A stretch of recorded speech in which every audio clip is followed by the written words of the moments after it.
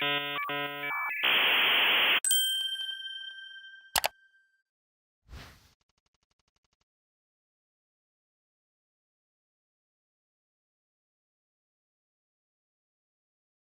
name is Zuri Hunter.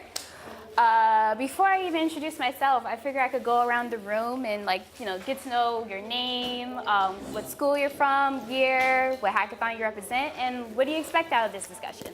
So I guess I'll start to my left. I'm Alex. I'm a senior at K-State. I was at K-State. I'm graduating this December. Nice. Okay. I'm Sarah Gooden. I'm part of the Shell Hacks team. I'm also graduating this December. Trying to figure out what comes after the fact.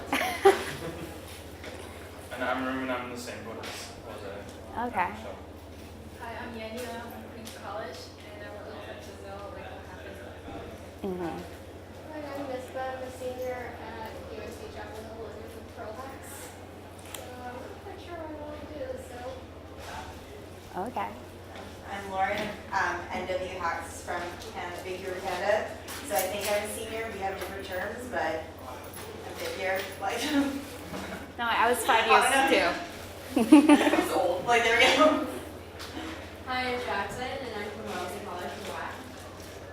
I'm Alma with Ball Hacks out of Nashville, Tennessee. Senior. So want to know what's going to happen afterwards? Been involved for so long. I know everything comes after. Okay. Hi, I'm Kelsey. I'm also with Ball Hacks, University of Tennessee. I'm graduating in May.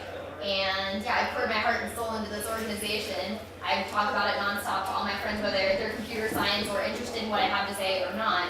So I'm losing a part of myself, and I don't want to totally leave that part of myself behind. I'm Shamar. I'm going as a freshman at City Tech in Brooklyn. Okay, no problem. Hey guys, my name is Kamal Fadon. I'm also from Ball Hacks in Tennessee, and I'm a sophomore. And I don't know what I expect from this. I'm just getting started, so we'll see what takes. I'm Dan. I represent Hack Crew from Zuri University in Ohio, and this upcoming semester is my last one. I'm trying to figure out how to carry on what I've been doing. Hi everyone, I'm Rafael. I'm from Mexico, Hack Tabasco, and also I organize several hackathons across the country. I run a nonprofit organization. What's the name of your, I'm sorry, what's the name of your nonprofit? Raphael, no, your nonprofit. Brie Tabasco. Yeah. Okay, cool.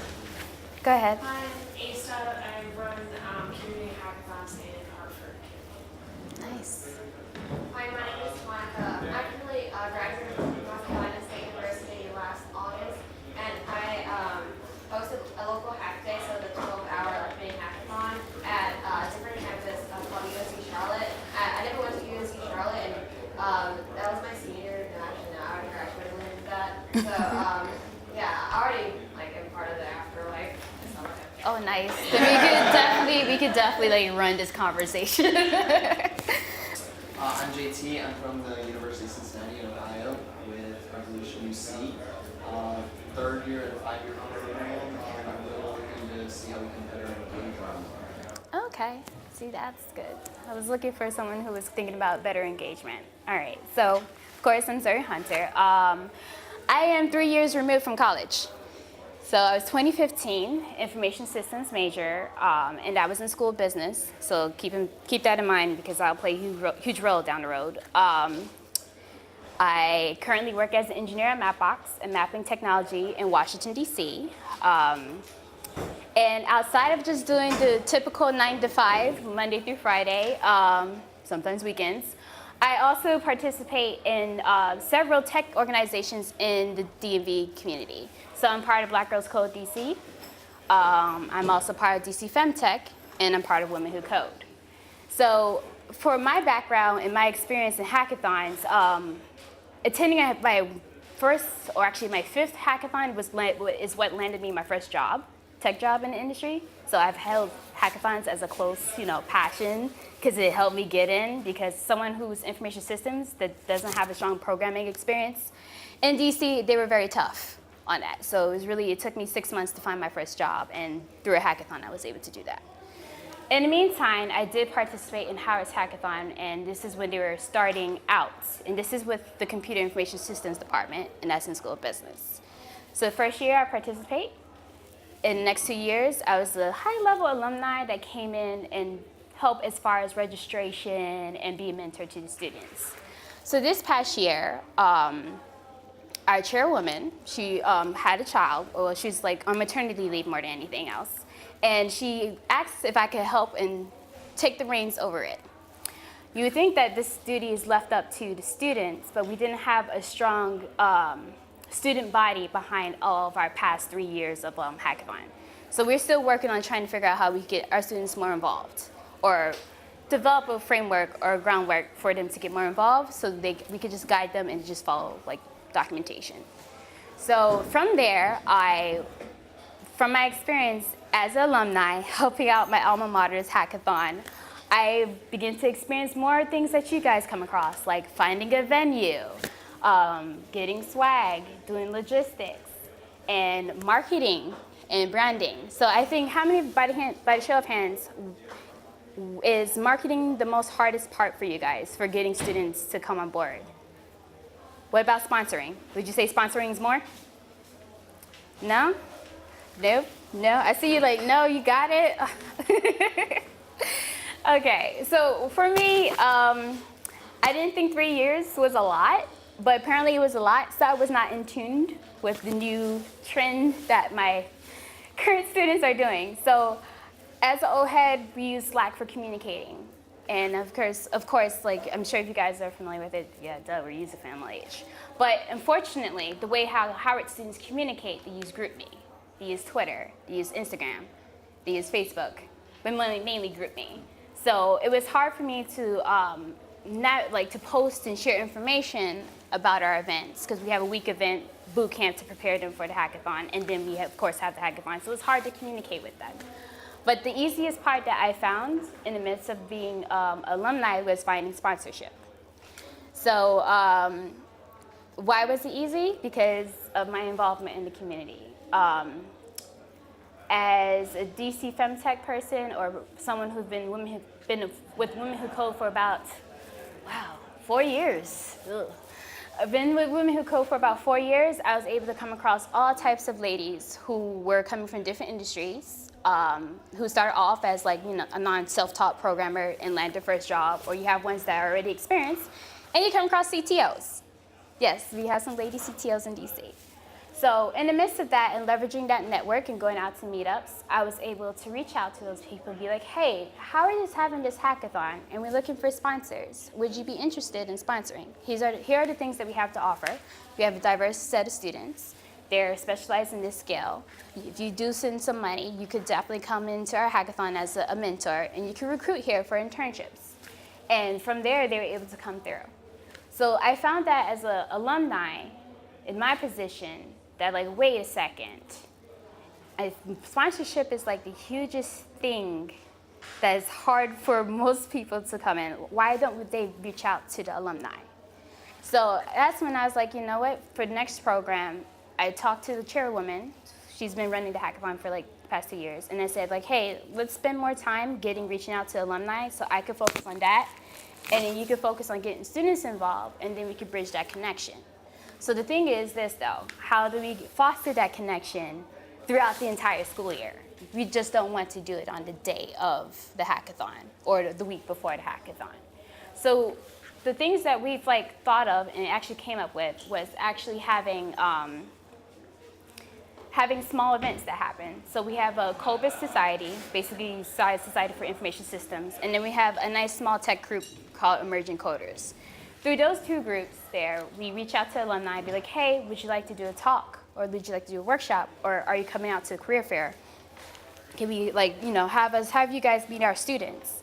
And doing that allowed them to build that relationship and be like, build that relationship, as well as give exposure to the students of what opportunities there is in the field. So I'm be real, when I switched to information systems, the only thing I knew of was that I could be a system analyst, but I didn't really want to be a system analyst. I actually wanted to be a system builder. So I wasn't sure if that was possible with my major. And I had to definitely navigate those fields on my own to figure out how I can make that jump without having to go down the street to computer science and spend 10 years at Howard. So having them come out to these workshops and having the students connect with this alumni actually helped them out a lot as far as like what field they want to go into, if it's project management, what are the certifications that they have to go about, how it is to manage the team, and what are things that companies look for when trying to find a project manager. So when we have those workshops and we have them come out to career fairs, we're already establishing that relationship throughout the year. So we have 2 career fairs on the fall and the spring. As it continues to approach our hackathon, that's when we have that week-long boot camp that we would like to describe, where we actually have the students, have our alumni come out, or people within the DC Tech community, come out and do workshops, whether it's on front-end development, back-end development, design, and most importantly, business pitching. We are a school of business, so we do have a heavy focus on the way how you convey your product and describe the market that it targets and how it's profitable. So with that, the students are able to have that connection and make, able to continue that in, and then when they have the hackathon, it's already there and they have the guidance. So my question to you guys is, how many of you guys have had alumni involvement in your hackathon, and how has that been an impact for your event? So, okay, go for it. Well, this is my first year with Zuri, but I this is right. It's like kind of challenging to like network power, because we had some alums contact us directly, like, hey, I'm trying to be a graduate, and it's not, like got in contact with me from so and so, and we're hackathon, and I'm like, which is really exciting when like alums themselves are able to like reach out to us, and then that helps us spark ideas, and that kind of sparked our idea, like, oh, we should be like tapping into this. And so in terms of like also getting people to like come back and host workshops, or you have our keynote speaker, but it never occurred to me for sponsorship. Sponsorship? So that I was kind of focused on just like physical involvement in the event versus kind of like the financial sponsorship. That's awesome. Okay. Also, I would like to add on to that for the sponsorship aspect. So with some folks who actually work, with them working in their company, they know what their company is looking for. They know how their company operates. They know who they need to talk to get things running. Or they can ask around to whoever they need to talk to get things running. So when it comes to sponsorship and the things that people cannot always think of, like, hey, we have an awesome hackathon, you should definitely sponsor this. But you have to make sure you think of the answer of why. Why should this company sponsor it? And when you have that alumni that's connected to the company, you could definitely ask them that question. Like, hey, do you know what you guys are looking for whenever you sponsor events? Do you have a goal of morality, of like, hey, we want to sponsor X amount of dollars for student events? Or do we want to have like 6 students for every $1,000 that we invest to come out of these events for internships? So you definitely can ask these things with the alumni. But any other input on like alumni and like how you've been using your alumni to get involved? Yeah. We've been sort of inviting our alumni to judge our hackathons and be speakers, because it's way easier to get someone to come back to the university and speak about like, what they've been doing and what they want to do, versus someone from industry who's never been involved. Okay. I have a question. Do you have students outside of your school that attend the hackathon? Yeah. So how do those students feel about like having a full alumni panel judging the event? Well, we try to blend it, a bit between outside people, but again, it's kind of hard to get people who are even willing to be flown out and paid fully. So we tend to lean on our sort of administration. Okay. Cool. I don't think there's any bias in judging, but it's a good thing. No, I have some students that are like, oh, this first is from XYZ, so like of course they're gonna vote or like be in favor of that. You have some of those cases. So I was just curious. Anyone have any additional input? Sure. In the community hackathon space, we're trying to bring grads and students together. So that's where we welcome folks from all different types of backgrounds, whether they're middle school, high school students, as well as people who are like outside of college, just because the knowledge share that you get back and forth. Like it's experiential learning side by side with someone versus like I totally said. Okay. I have a question. So for the people who are like experienced, do they go to this hackathon as a way of teaching, or more so of looking to learn from another expert person? It's more people going to have fun. Okay. So it's people going around and sharing, hey, I have an idea, I want to make something happen. And then if people are more experienced, they're learning they're learning perspective that they wouldn't get otherwise. If people are less experienced, again, they're learning perspective that they wouldn't get otherwise. Cool. Okay, that's a good insight. So anybody have any questions? Okay, go for it.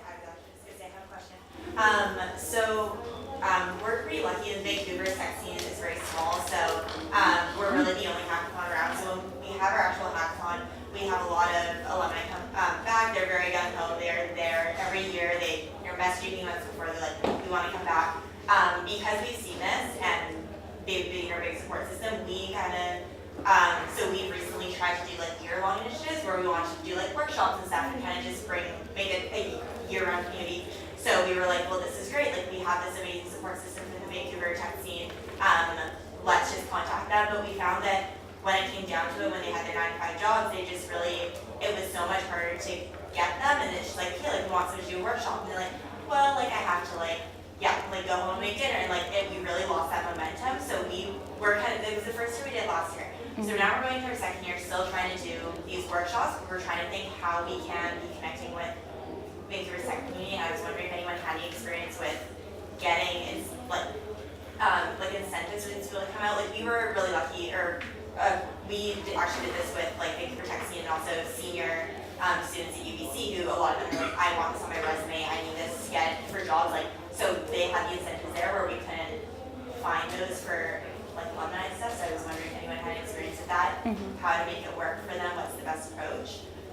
Okay. Anybody have any suggestions? One thing we've done is we've talked with their companies and see if they can introduce us to their company. Also, what time are you doing those workshops? We were trying to do evening workshops just to work with that, but it just seemed like no matter what, it wasn't really working. It's Didn't not. know? No. Because they were saying that they can't.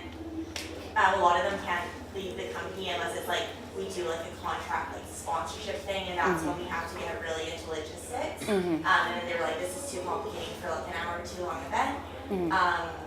So you're saying during the day. Yeah. So I mean, you will have some people who have a full-blown family that they do have to take care of. You have the logistics behind that and contracts. You also have people who are involved in other tech things in the community who actually have meetups to go to, or giving a talk at a meetup, or have a meetup to run. So they probably don't have the time and bandwidth. Or you have someone who's in the middle of a week that's launching product and spend about 10, 12-hour days, which is not good, but it happens. So one thing that Howard does is they reach out to the company and ask, usually on the professor. So when they get better feedback from the professor saying, hey, I wanted to know if you guys can provide one of your employees to do a quick workshop or a quick talk about your technology in the class. If the students are interested, they're interested in using your product, or the students are interested in the company and would like to know more about the opportunities. So having your professor do that type of verbiage and do it during the class time, that's feasible. So typically during the day, people would love to get out of the office. They would love to get out of meetings and stuff like that. And also would love to talk about what they do. Who doesn't like to talk about themselves and everything? So when you have that right there, the professor being the face, it's a better feedback than as far as with students. And that's what I've been able to see. With the alumni, as alumni reaching out to these sponsors, as a person who knows these people, it's a better feedback as opposed to having some of the students reach out to them. Unless the student actually knows the person personally by going to these meetups, talking with them, have a name to the face, participated in their hackathons or in their company events, name the face. And they know oh, this person's legit. Also, this person is backing a really good cause. I think we should get involved with her. So I would suggest try to see if you get your professors to reach out to the companies and be hey, so-and-so works here. Could you, talk to them and then ask them to come into class to teach a workshop. And from there, you can still build your connection. And it'll be on the company's time, because the company would love to share their product and also get potential users, depending on the industry. But that's what I would suggest.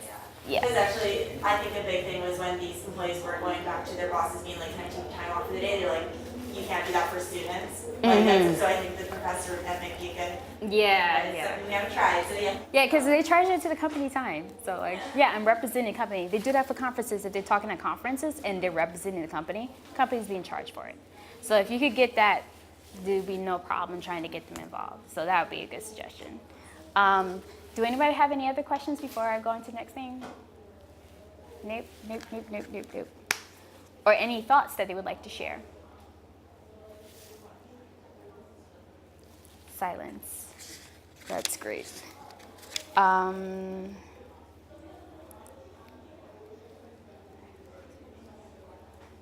Okay, so for those of you who don't have the alumni involved as much, what do you think are the reasons why that's happening?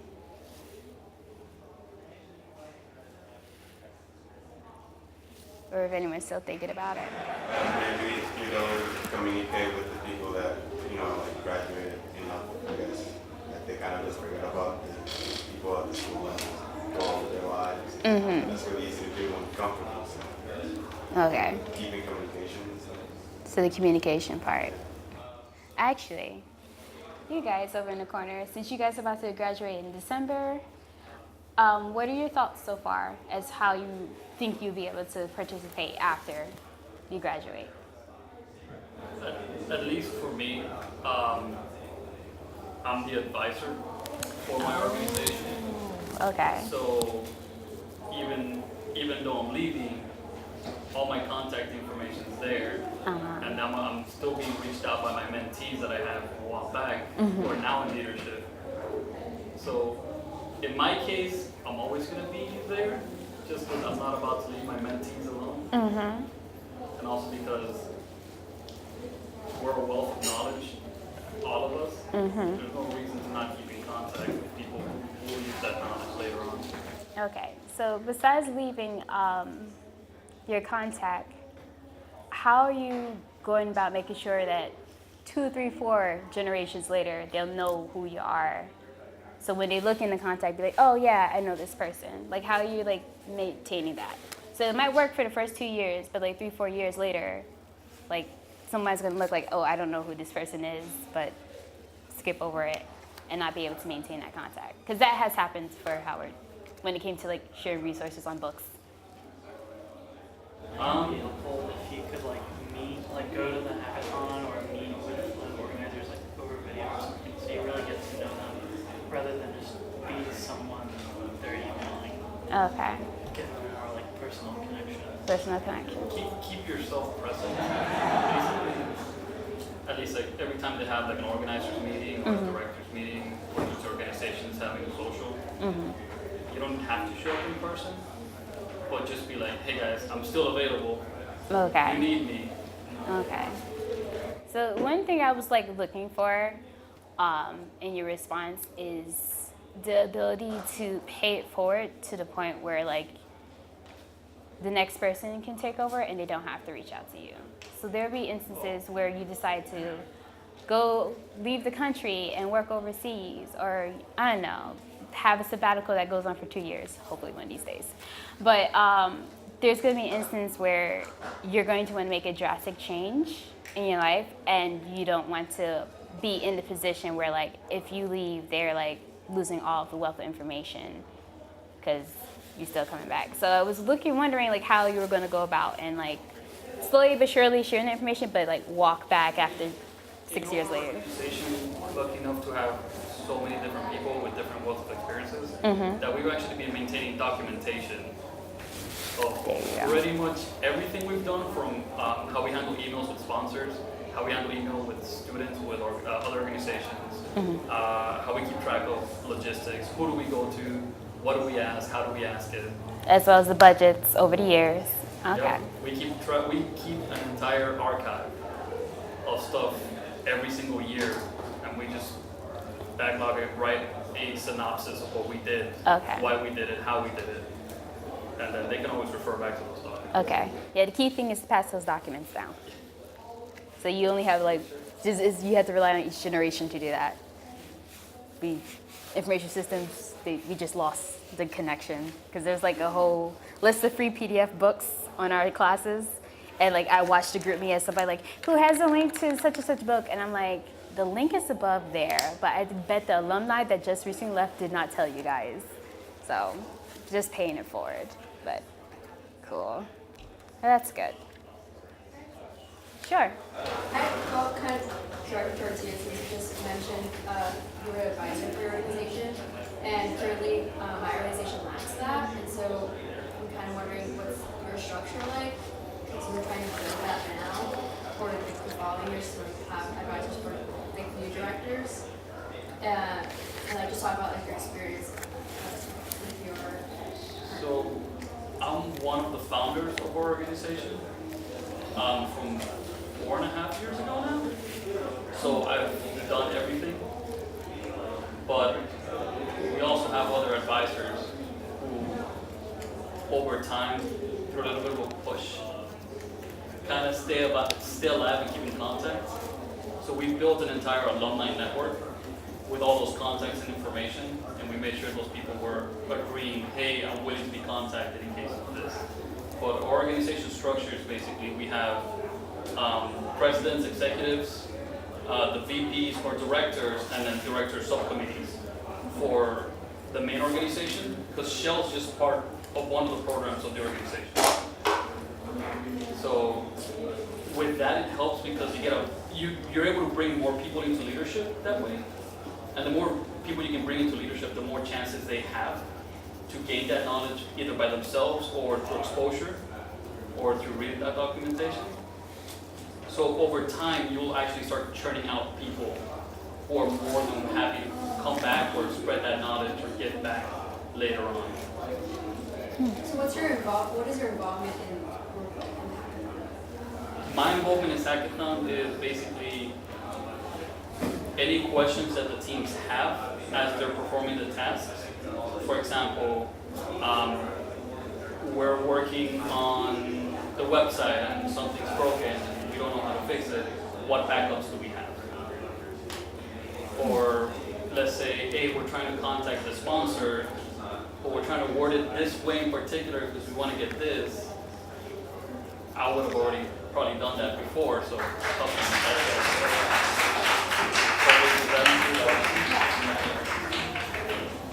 it's just being present, really.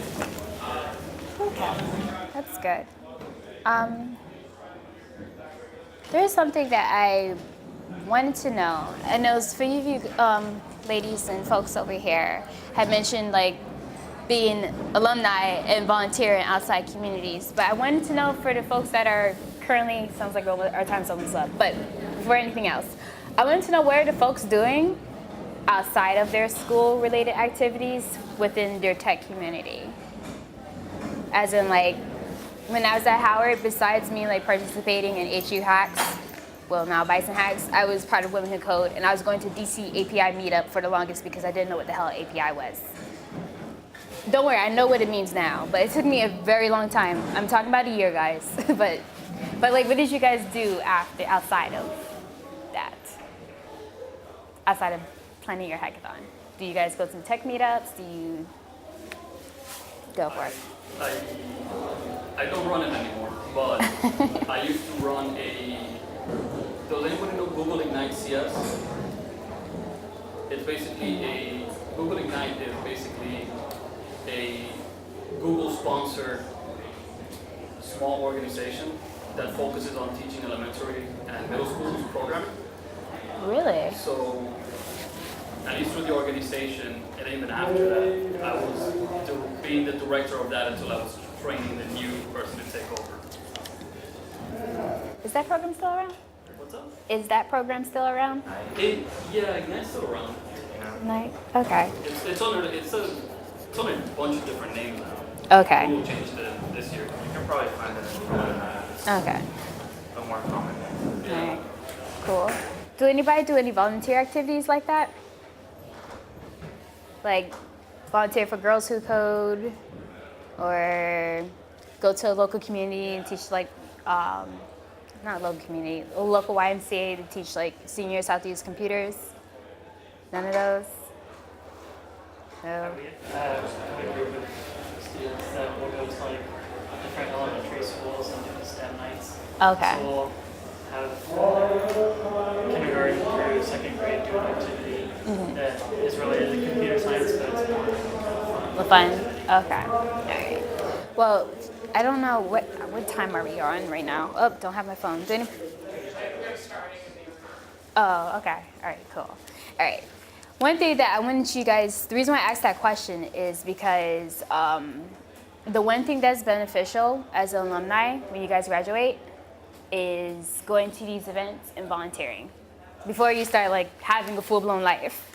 But when you go to these events and like volunteer, you get to meet people in the industry, and it goes a long way as far as like, you know, looking for job opportunities or having to come across a CTO or a CEO.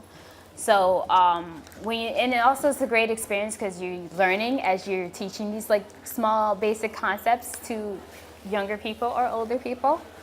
And it goes a long way as far as building out that network. So one thing that what is really, really good is if you do it in the midst of while you're in school or still in school, got a couple semesters in, you don't have to go every week. You do it once a semester or, you know, once a month if you can. But when you do that, it stands out within your community because when we go to, honestly, to these tech events that we have, especially in the DC area, it's all people who are professionals. Rarely do we see any college students. And when we do see a college student, it goes a long way because we remember them. And then like whenever job opportunity comes in mind, we definitely send them the referral because we've seen them and like they're really enthusiastic in the subject and whatnot. But also when you do that, you also build your network as far as finding sponsors. So it'll make it a lot easier, as well as finding alumni from other schools. And we're learning to do collaborations with them. So one thing I do know right now, my position at Bison Hacks is I'm not going to do this forever. Working on the documentation right now as we speak. But I got to make sure it gets passed down to the next generation. And I see where they mess up on that.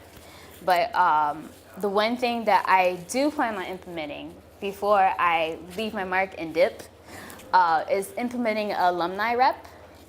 I think that will go a long way, and I think it's something that I don't think is discussed in detail or a position that's been implemented as much when I like talk to other hackathon organizers. It's always about the hacker experience, the students, and then the sponsors.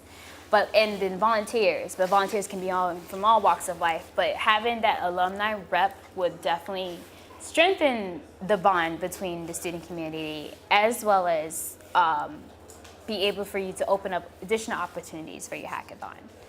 So thing is, I had to define what that role is, as well as give them, it has to be someone who's open to going to DC tech meetups or actually reaching out to the students.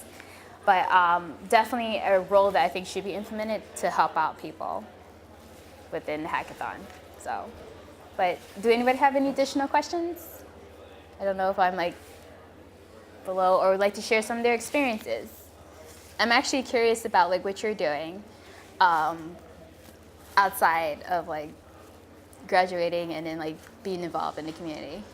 So I'm not sure where to start. So I've always wanted to kind of help out with STEM in any way. So my school, when I was in high school, I was the only one who was interested in tech and then in like STEM.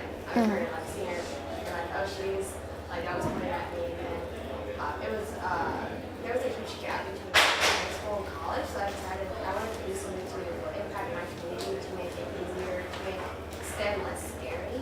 And like I don't actually like have a computer science background. I don't know, I think there's just so many things that it's hard for like, you know, to solve in one sitting. So I think it's important to use opportunities to help other people because you'll learn the fastest and you'll actually use STEM and have it. This is actually answering the question. Unless I see the question, I forget what I'm talking about. No, it's not, no. I was just wanting to know like what are you doing? Yeah, so I'm doing anything that's related to that basically. I like this in tech management. I'm actually still gaining my skills at maybe I'll do it, but anything related to that because there are a lot of I think problems that can be solved with tech. So I'm trying to help out. And give exposure to that. Yeah, like, hey, we can actually use this. It's not something just academia. Like, actually, that's interesting. I was going to go on a tangent with everyone. That's cool. That's cool. All right. That's cool. I'm curious. I forgot your name, Raphael. So, what are you doing? What do you guys do within your community? That's fine. What do you guys do with your alumni network? Which one? Your alumni network, like how do you? I wonder, like on international level, like what are the different dynamics that will happen when trying to get alumni involved in your hackathon? Yeah, I mean, like from people who is getting out of the university, it's something that they don't see as an opportunity to learn. Okay. Because they are more worried about getting a job.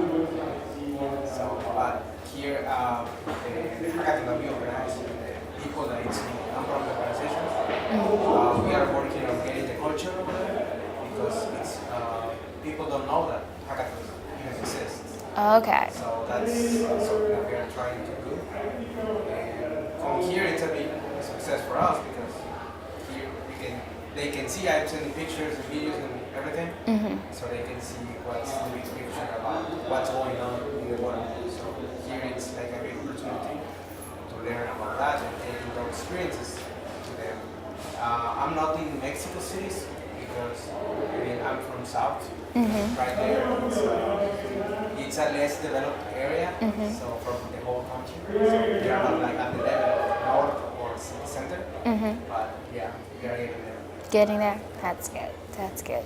So when you said most of the alumni are like currently trying to look for jobs, is that the ones who's recently like fresh graduate, or like what about the ones that are already in the field? What are some challenges that you have like faced in reaching out to them to come back? Yes, I mean for those who are already working, like, they are very excited to get back to this kind of culture because right now they are more like working at a company, they can see more what's going on in the world. So they might find about the word hackathon, they search more about it, and they see, oh, there is a hackathon here in my city right now, and it wasn't when I was in school.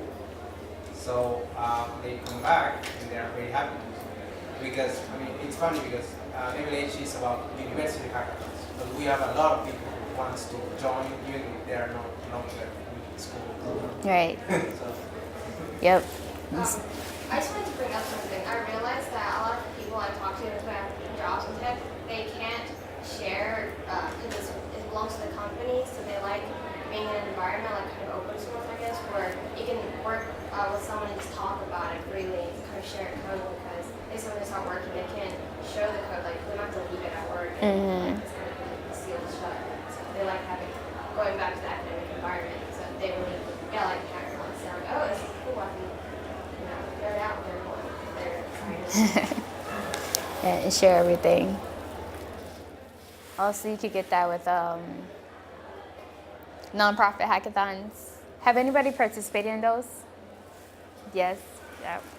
Yeah. Those are definitely definitely fun as far as like the type of problem sets that come their way. So there goes that. Am I good on time? Or overtime? Why didn't you guys tell me? That should have told me. But thank you for coming out to this. I hope it was like really, really helpful. I don't have any business cards on me, but you can definitely follow me on Twitter, Zuri Hunter. You can shoot me a message if you have any questions. Or if you want me to share my network, if I know somebody that knows somebody that knows somebody that can help you out with your sponsorship. I am completely open to using that. So definitely shoot me a message. Thanks.